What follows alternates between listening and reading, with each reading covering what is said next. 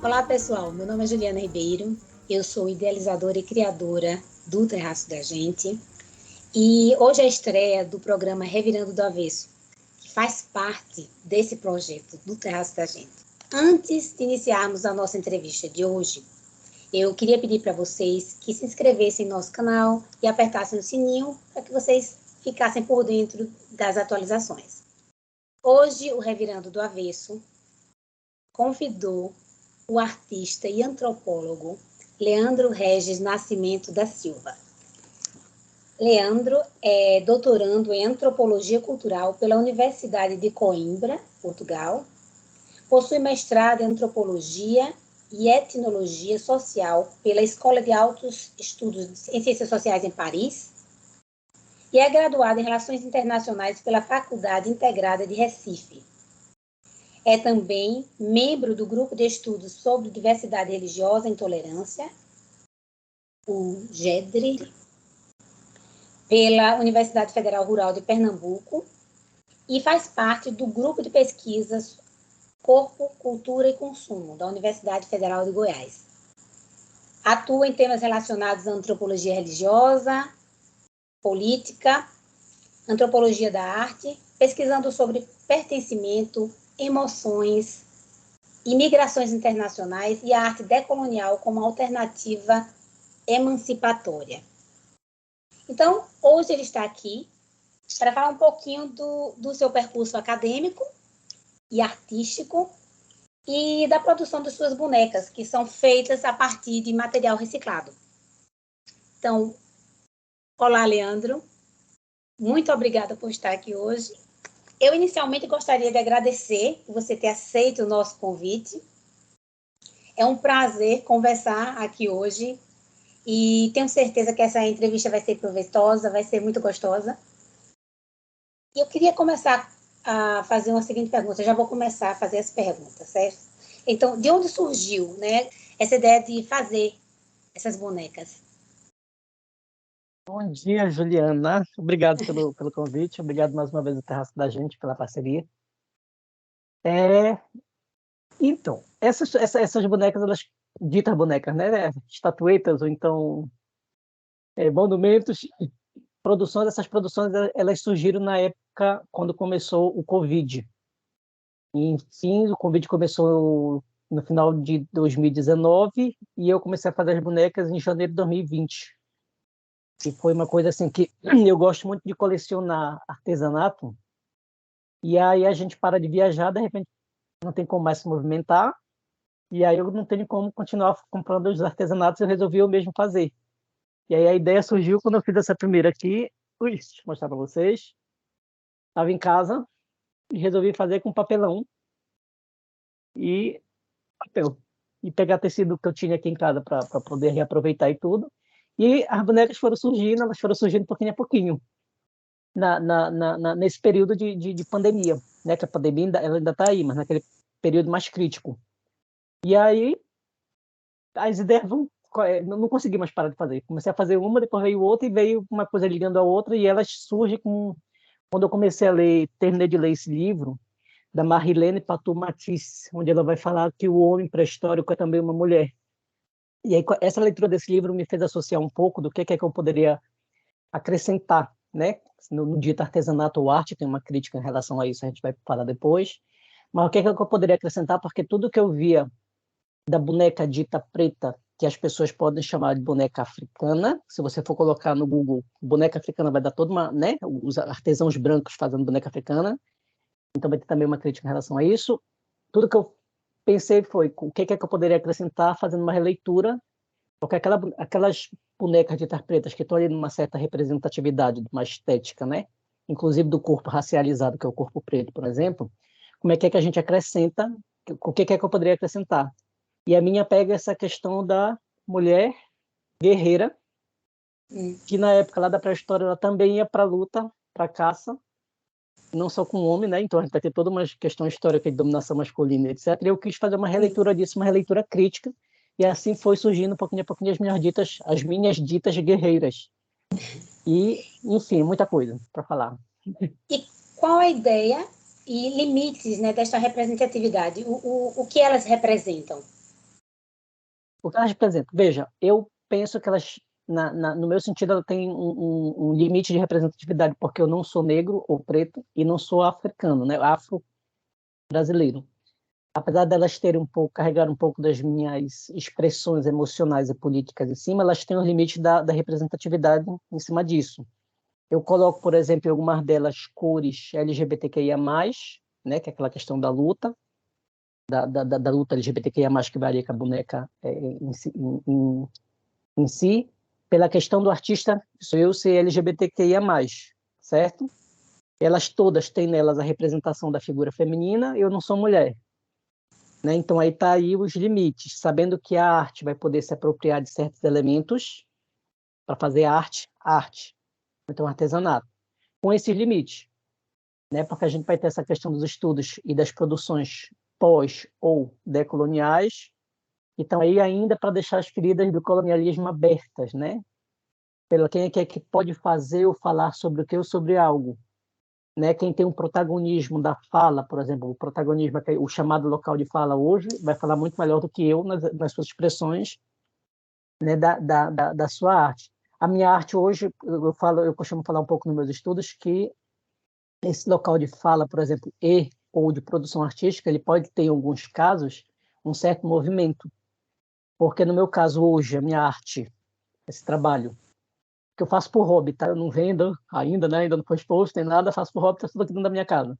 Mas, assim, isso tudo tem a mobilidade que eu chamo, ela é uma arte migratória, porque é um imigrante fazendo. Eu moro na França. Se eu voltar para o Brasil, ela vai deixar de ser arte migratória, ela vai ser arte de um brasileiro branco, enfim. E aí, com as suas limitações de representatividade e etc. Então, isso seria uma representação da arte dita preta?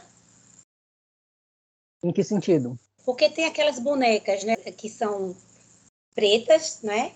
E que Uhum. tem um cajadozinho geralmente também. Então, qual é a Sim. diferença no caso, né, dessas bonecas e da sua arte, entendeu? Você pode falar um pouco sobre isso, né? Ó, sua minha, eu tentei fazer uma certa fuga de não fazer uma representação estereotipada. Se você for, por exemplo, colocar nos motores de pesquisa de internet, botar a imagem, arte preta, então arte africana, é isso que vai dar, né? Você vai ver muita estatueta, ou então boneca, quando ela é preta, naquela representação da mulher afro-africana, eu acho que essa ainda é, infelizmente, é o que domina, com o cesto na cabeça com frutas e um filho, bebê, provavelmente ou nas costas ou nos braços. Né? Elas não vão tá com o cajado, o guia, que eu chamo, né? De ir ali para a luta. Sabe aquela coisa do movimento da mulher ir para a luta, Sim, da mulher ir sim. atrás? Aí dá. Então, acho que essa é uma diferença, que eu não quis trazer esse clichê, fazer a mesma coisa nesse sentido, de botar uma cesta na cabeça e botar um bebê nas costas, por exemplo. Os clichês que a gente tem, né, em cima da Sim, cultura alheia. sim, E, sim. repito, naquela crítica, talvez até onde eu possa, do corpo, de não pensar o corpo preto como um corpo racializado. O colonialismo fez isso, né? E aí, por exemplo, eu vou estar trabalhando um pouco na minha tese de doutorado, esse movimento da arte quando ela migra com o imigrante, né? E vou estar fazendo uma Sim. comparação de estudos de artistas de rua, tá? Não são aqueles artistas que estão ali nas galerias, isso daí já é outra história, daqueles Sim. artistas de rua que estão possivelmente fazendo uma arte e tá ali expressando emoções e de certa forma lutando contra aquele sistema de exploração, enquanto do imigrante em si, né? Como é que essas emoções são expressas ali naquela produção daquela arte? Como é que ela é diferenciada? O que é que ela apresenta diferente? E como é que de certa forma a gente, aí eu vou me incluir no meio porque eu estou como artista imigrante, eu sou imigrante de base agora, né? Como é que a gente consegue, por exemplo, desalienar aquele corpo que foi alienado com a dominação colonial? Então, essas são ideias, né, de Sim. trazer para a sociedade como é que a gente pode pensar de outra forma, outros corpos, outras emoções, né, que não os nossos também. Certo. Entendo. As suas bonecas são feitas de material reciclado, certo? Você pode nos falar dessa relação das suas bonecas com o meio ambiente?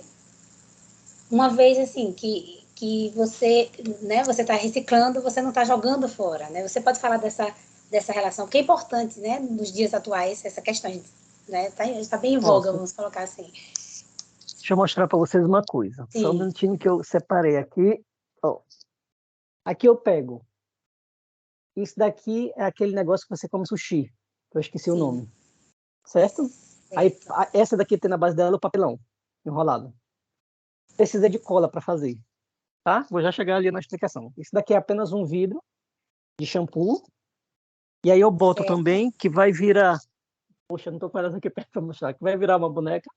Esse vai ser um sim, corpo, certo? E tem um exemplo aqui não vou tentar mostrar a marca, da coisa de ketchup. Tá vendo a quantidade de lixo que tem dentro? sim, E aí sim, essa relação que tem, que é uma coisa que eu ainda não fui atrás assim para trazer elemento da quantidade de coisa que de lixo que vai dentro, né? Que vai deixar de ser lixo para virar. Tem uma expressão nisso em arte que eu esqueci qual é a dominação a famosa do lixo ao luxo, né? Isso vai sim, ter um impacto interessante para a sociedade, porque a partir do momento em que você está reciclando, você não está jogando fora e está transformando o objeto em algo artístico ou artesanal. A gente tem uma sim, crítica burguesa em cima, tá? De quem é que pode fazer arte, por exemplo. Que vai ser sim, arte para a gente, não vai ser arte por francês, talvez, vai ser artesanato, né? Porque sim, pessoas estão ali naquela técnica. A ideia também dessa questão é que quando a técnica é tão bem feita que ela pode ser reproduzida quase que igual. Quando você sim, pode reproduzir de uma maneira quase que igual ou igual, isso se chama artesanato. Essa é a diferença. E a arte, ela não tem técnica em si, apesar de seguir uma forma de que ela é feita, mas assim, a técnica dela, ela vai ser única, talvez, e ela vai ser moldada. Então ela não vai poder ser reproduzida ao pé da letra. Aí isso é arte. Então aí tem a diferença, né, da arte para o artesanato. O artesanato ele vai ter a técnica que você vai poder copiar e reproduzir o artesanato quase que igual, se não igual. A arte não, apesar dela ter uma técnica em torno dela, você não pode reproduzir ao pé da letra. Só que aí qual é a questão que tem em cima? O que vai ser arte para um? O conceito de arte é subjetivo, ainda tem essa questão, né? O que vai ser arte para um não vai ser para outro. Só que, por exemplo, na minha experiência migratória, o que é arte para imigrante, ou então para brasileiro, ou então para outras pessoas de lusófonas, de língua portuguesa, que vê minhas bonecas e diz, primeira coisa tem que vender. Tem que vender, tem que levar para o mundo, não sei o que, não sei o que lá. Pronto, essas pessoas veem isso como arte. O francês em si vê como artesanato. Então tem aquela questão que a gente bota em cima, o que é que pode, quem é que pode fazer, o que e por quê, certo? Eu estava explicando para vocês há pouco, ó, o vídeo de shampoo, eu aproximei uma boneca perto dele, para vocês verem. Ela daqui, ó, o corpo dela, tá vendo? Só para ter uma ideia. Então esse é um corpo que vai ser ligado, o resto do corpo ele vai ser ligado a o pedacinho de pau e essa vai subir na cabeça, etc. Então, dentro disso, dessa produção, ela tem toda uma técnica em torno dela, que se a gente for perceber, não vai dar para ser produzida ao pé da letra. A gente pode se aproximar. Mas, sim, por exemplo, as pedrinhas não vão ser iguais, né? A forma quando você pega, eu pego o papel em volta, faço canudo e vou girando no corpo. Então, cada um vai ter o seu modelo, sim, certo? E aí eu queria só falar uma questão para vocês que a gente, como faz a ligação com a antropologia um pouquinho, né? O antropólogo Claude Lévi-Strauss, ele é o pai do que a gente vai chamar da antropologia estrutural. E ele ligava muito essa coisa da arte, quase que como uma expressão no seu estado selvagem, significa dizer que ela poderia estar acima da ciência, certo? Porque ela é interessante. expressão, de um lado, ela é a arte seria a expressão, para o Claude Lévi-Strauss, a arte seria a expressão máxima do gênio humano. Só que eu acho que ela pode ser, nesse caso, ela pode ser entendida como no mesmo prato que ciência, é uma ciência, né? Nem acima nem abaixo das outras ciências, nem acima nem abaixo da antropologia. E Sim. ela expressa alguma coisa, ela expressa emoção, ela expressa a luta política. No meu caso, ela expressa a luta política LGBTQIA+, com todas as suas, com todas as suas, com todos os seus limites, né? Com todas os limites da representação, né? Porque, como eu falei um pouco mais cedo, a gente vai ter corpos, corpo é território, boneca é Sim, objeto, né? Eu não posso estar também representando uma boneca esses territórios que tem com eles, os nossos corpos trazem com a gente, o que eu falei. a ferida aberta do colonialismo. E aí tem artistas que falam que a gente tem os corpos cicatrizados, ou não. Fica aí aberto. Sim. Então você considera o seu trabalho uma arte?